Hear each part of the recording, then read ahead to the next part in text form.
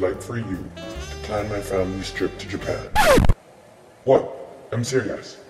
Tell me when I should go, where I should go, and what I should do. Make this a good vacation. Is that clear, Agent? Good. Oh, and change the background music. Japan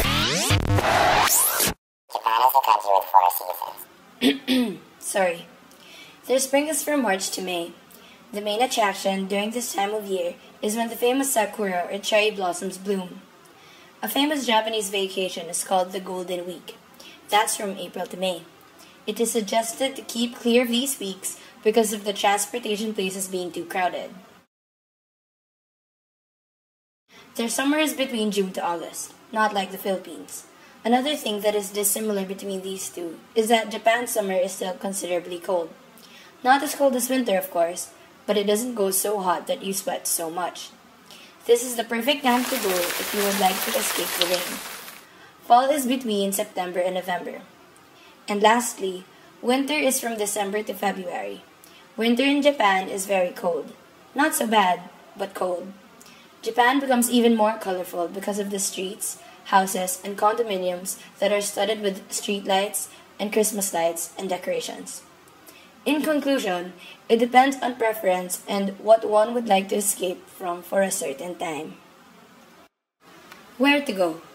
Japan is an archipelago that stretches over 1,900 miles from the tip of the north to the opposite side. There are many places to go in this country, one of them being Tokyo's Imperial Palace. The Imperial Palace is the home of the emperor and his family. Though the inside of the palace is quite off limits, the outside in itself is pretty interesting. The castle is surrounded by moats and massive stone walls securing the family inside from the outside world. Another place that one should visit isn't so far away from the first. The Kokyo-Geien is a palace garden which is relatively near the Imperial Palace. This is open to the public and is often visited for picture taking. To go a little bit to the historical side, Hiroshima is a place to go. The Peace Memorial Museum stood as a spectator when the atomic bomb of 1945 was dropped. It remains as a reminder of what had happened.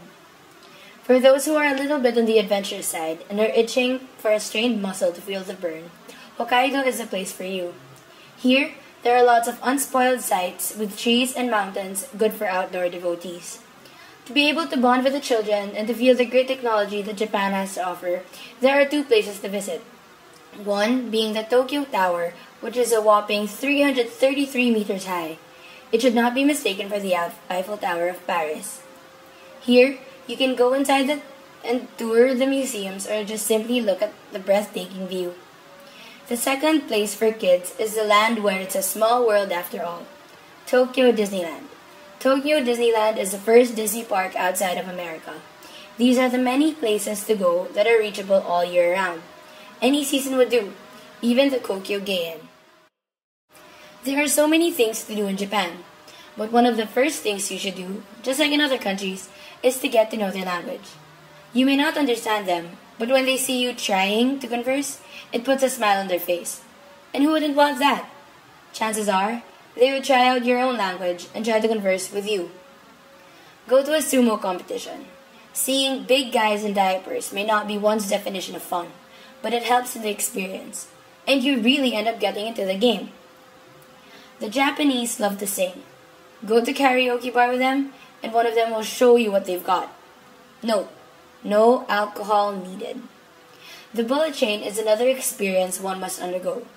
It's like a train and a roller coaster in one. Its spotless white shell and amazingly fast engine transports people from one end of Japan to another. Eating is another one of the Japanese's favorite hobby. A conveyor belt sushi restaurant adds fun to the meal. Climbing Mount Fuji is one of the most exhilarating tasks done, and is seen more as a dare rather than anything else. The view in the top is very breathtaking in the morning and makes the climb worth it. For the last thing on the list, one should experience, at least once, the community bath. The community bath is when a lot of people are in one bathroom.